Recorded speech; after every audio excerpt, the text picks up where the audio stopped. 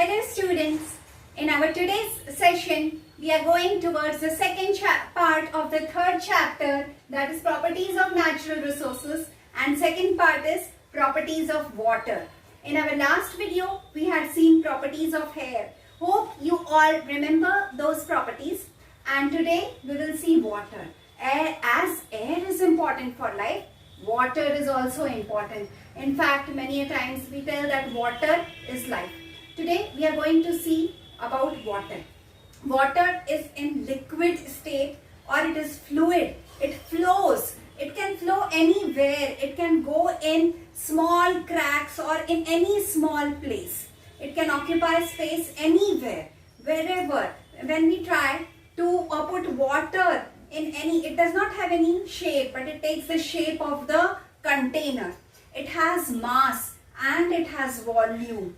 It occupies space, so it has mass and it has volume. Whenever you think about water, you see that it is moving, it rolls away whenever we pour water.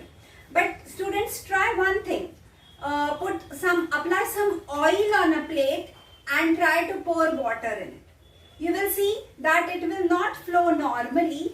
They will form small droplets. I'll draw see if this plate is applied with oil, and if you pour water on this plate, it will not remain in this form. It will form droplets. This shows that oil and water are immiscible.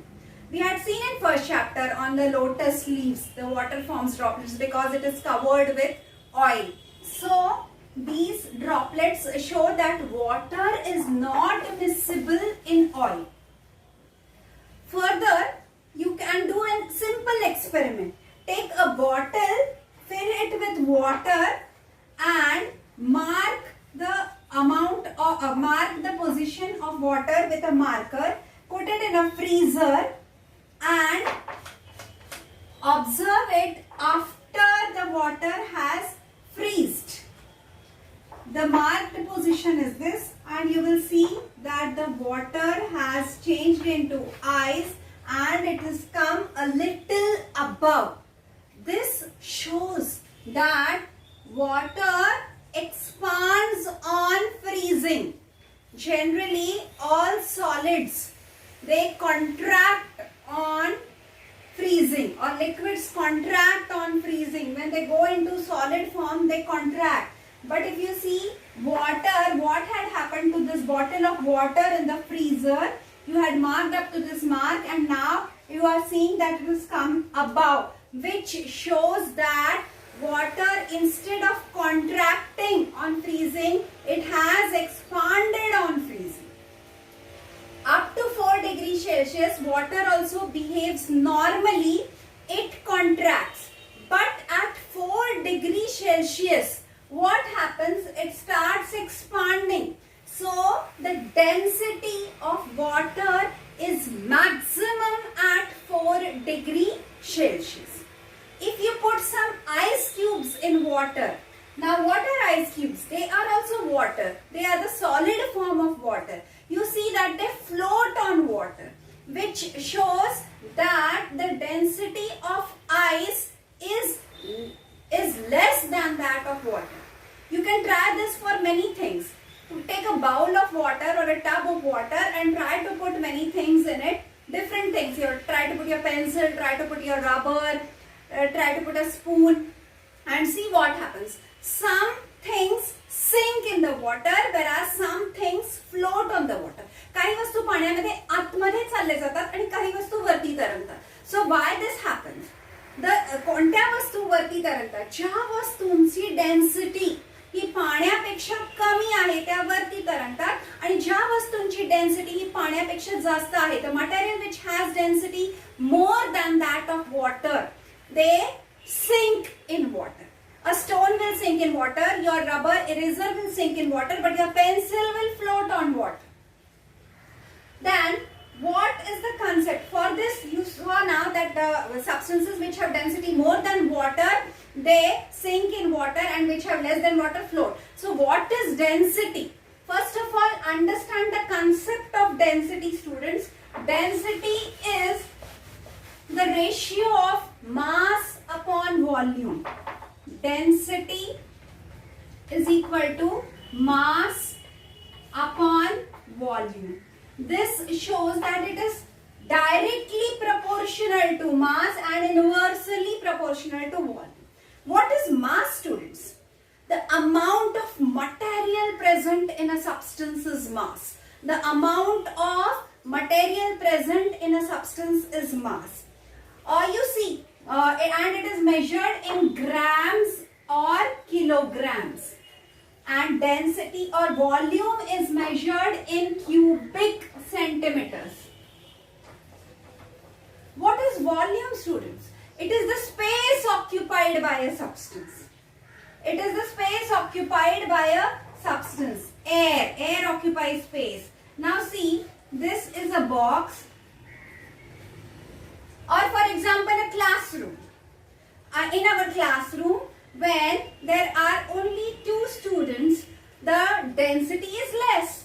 But if there are 50 students in the same classroom, the density is more. So from this point you are understanding the concept of density. It is the amount, or it is the substance present in unit volume, mass and mass upon volume. So the unit for density is gram per cubic centimeter. The unit for density is gram per cubic centimeter. Now again we'll come to our concept of water, that what happens to water.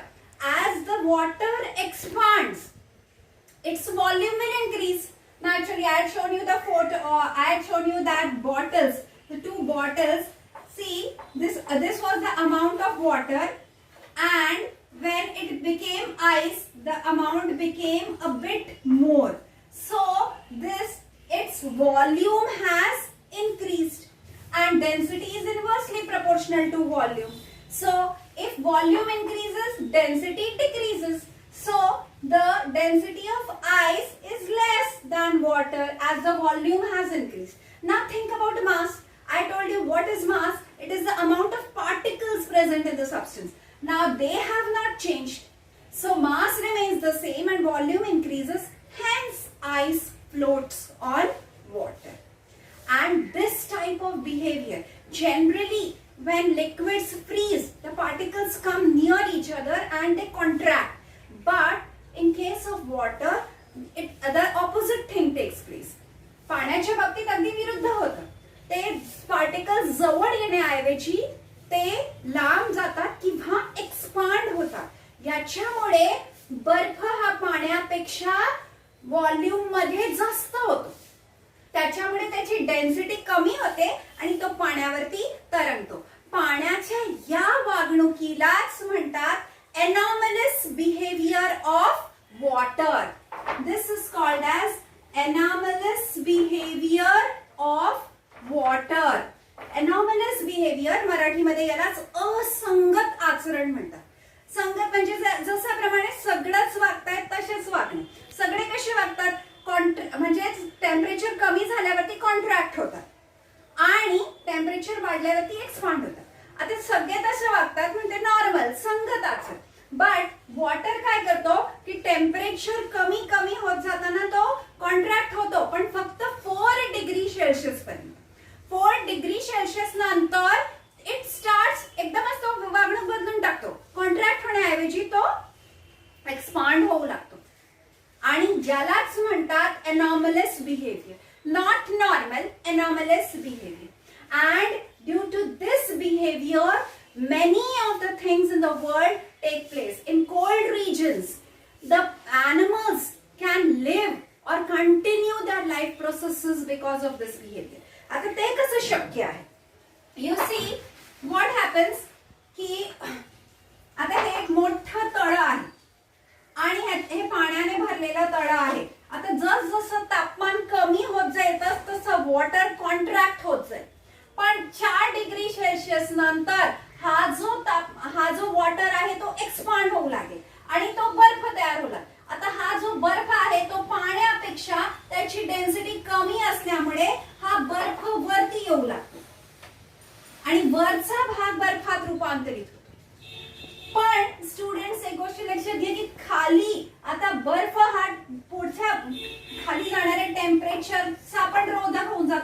जसं temperature तसंच राहतो, खाली पाणी राहतं. म्हणून जे पाण्यामधले जलचर आहेत, all the aquatic animals living in water in cold regions, they remain alive in the water below. म्हणून हे शक्य होतं एनॉमलस बिहेवियर ऑफ वॉटर मुळे. अशा प्रकारे हे पाण्याची प्रॉपर्टी आहे की त्याचं बिहेवियर एनॉमलस.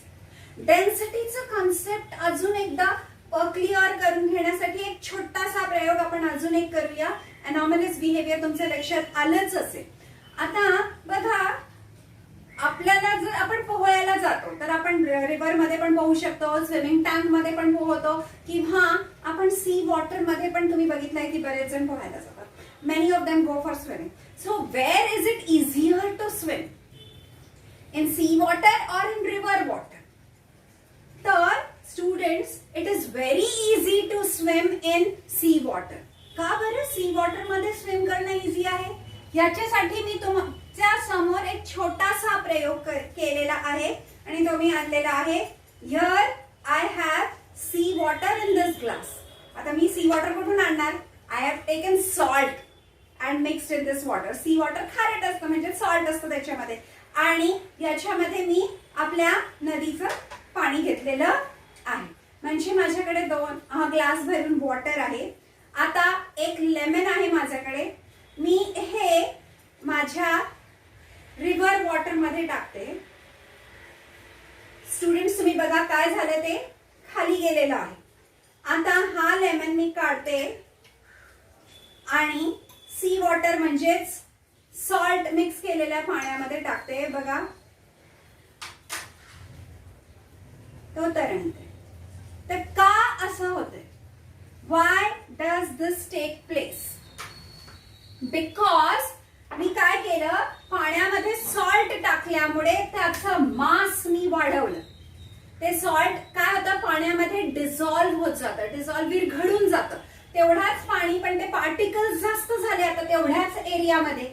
वस्तूचे पार्टिकल्स म्हणजेच वस्तुमान म्हणजेच मास तेवढे वाढले, सॉल्ट टाकल्यामुळे ते वाढले, आणि म्हणून आता ते डायरेक्टली प्रपोर्शनल टू डेन्सिटी आहे. म्हणून त्या पाण्याची डेन्सिटी वाढली आणि त्या लिंबूची कमी झाली. म्हणून कमी म्हणजे लिंबूची तितकीच राहिली, लिंबूची कमी नाही झाली, बट पाण्याची डेन्सिटी वाढली. म्हणून त्या प्रमाणात तो लिंबू त्या पाण्यावरती तरंगू लागला. तेच आपल्या बाबतीत होतं. रिव्हर सी वॉटर आपल्याला वरती ढकलतं, म्हणून तिकडे स्विम करणं, पोहणं खूप सोपं जातं. एक मजेशीर अजून एक माहिती आहे की जगाच्या पाठीवर एक समुद्र असा आहे की ज्याच्यामध्ये आपण उडी घेतली की आपण बुडणारच नाही. तुम्ही ऐकलं असेल त्याच्याबद्दल. तो आहे डेड सी, मृत समुद्र. समुद्र कसा आहे, तो एक आयलँड समुद्र आहे. आयलँड समुद्र म्हणजे काय, तर ते चारही बाजूंनी जमिनीने वेढलेलं, म्हणजे एक मोठं तळच आहे, पण ते समुद्राच्या स्वरूपात आहे. आणि त्याच्यामध्ये इतक्या जास्त प्रमाणात सॉल्ट्स आहेत की मानवी बॉडी सुद्धा त्या समुद्रामध्ये तरंगू शकते. आणि इतका प्रमाणात सॉल्ट्स असल्यामुळे त्याच्यामध्ये कुठल्याही प्रकारची सजीव सृष्टी नाही. तर सॉल्ट्स असल्यामुळे त्या पाण्याची डेन्सिटी वाढत जाते, वाढत जाते, वाढत जाते, आणि ते ह्युमन बॉडी त्या डेन्सिटी, ह्युमन बॉडीची डेन्सिटी कमी असल्यामुळे ते फ्लोट होतात.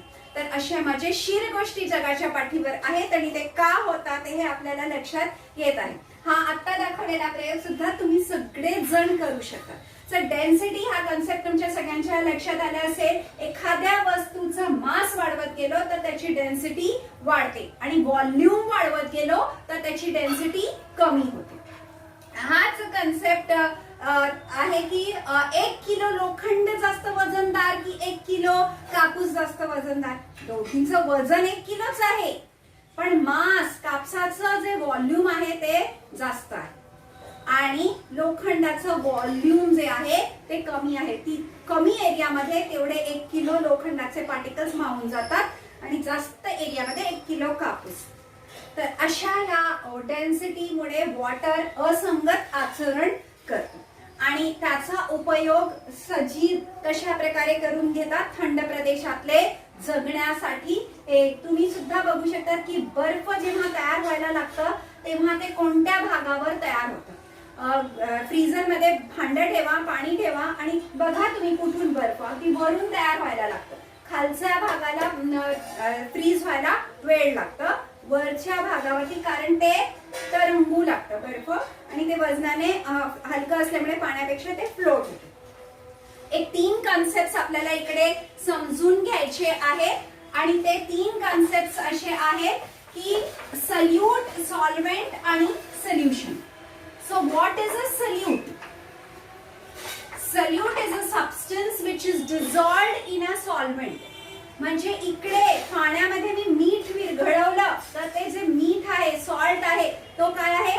सल्यूट आहे. जी वस्तू मी लिक्विड मध्ये विरघळवते ती वस्तू सल्यूट आहे. The substance which dissolves in a solvent. दुसरं आहे सॉल्व्हेंट. आता ज्या वस्तूमध्ये मी मीठ विरघळवलं, इकडे पाणी, तर ते इकडे पाणी जो आहे तो सॉल्व्हेंट आहे आणि पाणी एक खूप मजेशीर सॉल्व्हेंट आहे. त्याला नाव दिलेलं आहे युनिव्हर्सल सॉल्व्हेंट. युनिव्हर्सल सॉल्व्हेंट का बरं? कारण जगातल्या बहुतेक सगळ्या वस्तू याच्यात विरघळू शकतात. पाण्यामध्ये तेल नाही विरघळत, ते आपण पहिल्यांदाच बघितलं, बट बहुतेक सगळ्या. आणि म्हणून तो एक उत्तम याचाच उपयोग, या प्रॉपर्टीचा उपयोग की तो सगळ्या वस्तूंना विरघळवू शकतो, याचा उपयोग आपण म्हणून वॉटरला एक क्लीनिंग एजंट म्हणून करतो. की धुण्यासाठी एक उत्तम वस्तू काय आहे तर पाणी आहे, कारण ते सगळ्या वस्तूला ऍब्झॉर्ब करून घेतो विरघळवून. आणि सल्यूट आणि सॉल्व्हेंट मिळून जी वस्तू तयार होते ते आहे सोल्युशन. म्हणजे आता जो माझ्याकडे मीठ आणि पाण्याचं जो मिश्रण होतं त्याला आपण सोल्युशन असं म्हणतो. आता पाण्याच्या ज्या सगळ्या गुणधर्मांचा उपयोग किंवा युजेस पण आपण करून घेऊ शकतो. तर काय उपयोग आपण करून घेऊ शकतो पाण्याचा? तर तुम्ही लहानपणी जे अभ्यासले ते उपयोग आहेतच, धुणे, घासण्यासाठी वगैरे वगैरे. बट पाणी हे फ्लुइड असल्यामुळे पहिली प्रॉपर्टी जी होती फ्लुइड किंवा फ्लुइडिटी, या फ्लुइडिटीपणाचा, वाहत्यापणाचा आपण उपयोग ट्रान्सपोर्ट साठी करतो. म्हणून समुद्रावाटे एरोप्लेनचे तर शोध आता लागले, पण जगात आधी जी वाहतूक व्हायची ती पाण्यावाटे बऱ्याच प्रमाणात व्हायची की ते फ्लुइड आहे, ते वस्तूंना वाहून नेऊ शकतो. म्हणून fluidity is used for transport. आणि आणखी या फ्लुइडिटीचा उपयोग आपण आत्ताच्या काळात बघा, हे पाणी जेव्हा वरून खाली पडतं त्याचा उपयोग आपण इलेक्ट्रिसिटी जनरेट करण्यासाठी सुद्धा करतो. म्हणजे त्याचे जे फ्लुइडिटी आहे, मूव्हिंग आहे, कारण त्याच्या सहाय्यतेने ते जनरेटरचे पाते हे मूव्ह केले जातात आणि त्याच्यामुळे इलेक्ट्रिसिटी जनरेट होते. Secondly, it is a very good coolant. Water is a very good coolant. कोणती वस्तू गार करायची असेल, बघा एखादी वस्तू खूप गरम झाली असेल आणि लवकर आपल्याला गार करायची असेल, पटकन आई काय करते, आपण एक तर तिला मोठ्या भांड्यात घेतो किंवा मग कधी कधी दूध गरम आहे तर बघितलंय का, आई काय करते, एका मोठ्या पाण्याच्या भांड्यामध्ये दुधाचं भांडं ठेवते की ते पटकन थंड व्हावं. आणि गाड्या, आपल्या जे गाड्या आहेत त्यांचे इंजिन्स गरम होतात, कोणत्याही प्रकारचे व्हेकल्स त्यांचे इंजिन्स गरम होतात, तर ते water is used as a cooling agent. हे बघा, इंजिनच्या शेजारी एक वॉटर टँक असतं की ते वॉटर त्या सगळ्या मशिनरीला कूल करतं. कोणतेही मशीन्स असले तर त्यांच्यामध्ये वॉटर हे कूलंट म्हणून वापरलं जातं. तिसरं आपण आधीच बघितलं आहे की युनिव्हर्सल सॉल्व्हेंट असल्यामुळे it is used for cleaning. Cleaning property, बहुतेक सगळी जी स्वच्छता केली जाते ती पाण्याच्या सहाय्याने, आणि त्या सॉल्व्हेंट मुळेच आपलं डायजेशन, आपल्या ह्युमन बॉडीमध्ये डायजेशन, एक्सक्रीशन यासारख्या ज्या प्रक्रिया आहेत, the processes like digestion, excretion, circulation all take place because of water. आणि अशा प्रकारचे हा वॉटर जो आहे त्याच्या प्रॉपर्टीज मुळे त्याला खूप सारे युजेस आहेत. अगदी एअर सारखंच, एअर असल्यामुळे आपल्या पृथ्वीच्या अवतीभोवती एअरचं एन्व्हलप असल्यामुळे लाईफ पॉसिबल आहे. तसंच आपल्या बॉडीमध्ये आणि पृथ्वीवरती वॉटर असल्यामुळे सुद्धा बरेच लाईफ प्रोसेसेस होतात. Hope you all understood the properties of water very nicely, very easy. Density हा कन्सेप्ट समजला तर तुम्हाला पाण्याचा एनॉमलस बिहेवियर सुद्धा समजेल आणि सगळे त्याचे युजेस इझिली समजतील. So once again don't forget to like and subscribe PVM e-learning channel. Stay home, stay safe.